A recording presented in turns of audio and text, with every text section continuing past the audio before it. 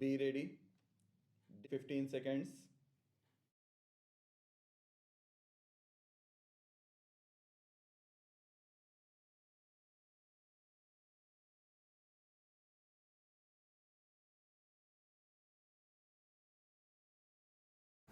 This appeal by Industrial Development Bank of India takes exception to the judgment passed by the full bench of the Andhra Pradesh High Court in original side appeal number 1 of 2005, whereby it has been held that notwithstanding the winding up order in the case of Messrs. Sri Vishnu Industries Limited and the Provisions Companies Act 1956, the customs authorities have the first right to sell the imported goods under the Customs Act 1962 and adjust the sale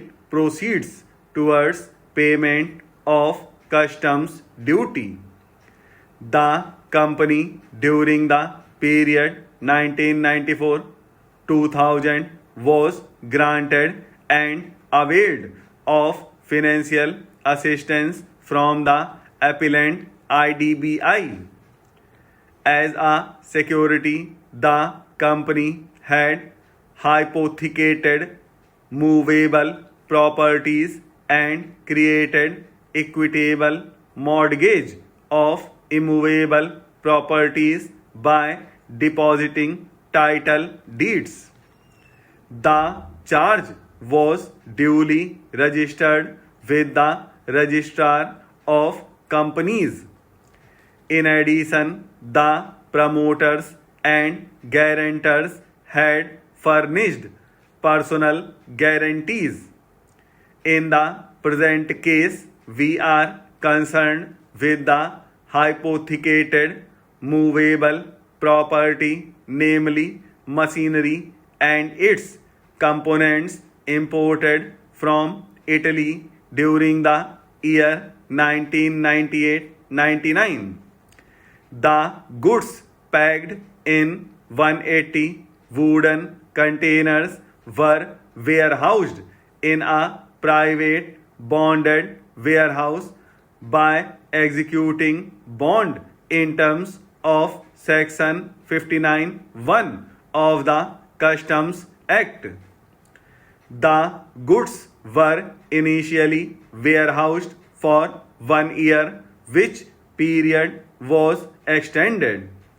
However, as the goods were not cleared for home consumption in terms of section 47 of the Customs Act, even after expiry of the extended period of warehousing, show cause notice were issued, and after considering the explanation given by the company, orders in original dated 15th September 2000 and 10th October 2000 were passed confirming levy of customs duty of rupees 3 lakhs and rupees 10 lakhs respectively. When the company did not pay the duty, the authorities had passed an order for sale of the warehoused goods for recovery of the customs duty, relying on the powers conferred under section 72 to read with section 142 of the Customs Act.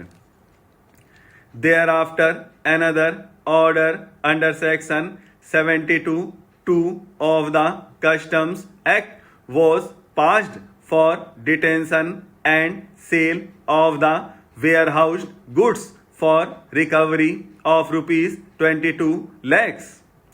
On failure to pay the duty, steps were initiated for auctioning the imported goods, and the company was informed as per the decisions of the relevant authority in the case for action required here.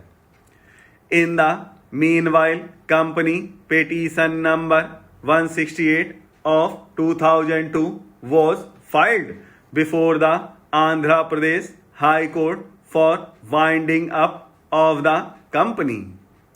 This petition was admitted on 1st April 2003. The company was directed to be wound up while the order passed. Thereupon, the official liquidator filed an application under section 468 of the Companies Act, read with rules 9 and 11 of the Companies Rules 1959, for directing the customs authorities to hand over possession of the imported goods which had been put up for auction for payment of the customs duty. This application was allowed by a single judge of the High Court, while the order observing inter alia that the customs authorities had not followed the procedure contemplated under the Customs Act before passing the order under section 72 of the Customs Act, in the absence of which the detention orders were void ab initio and non-exist in the eyes of law.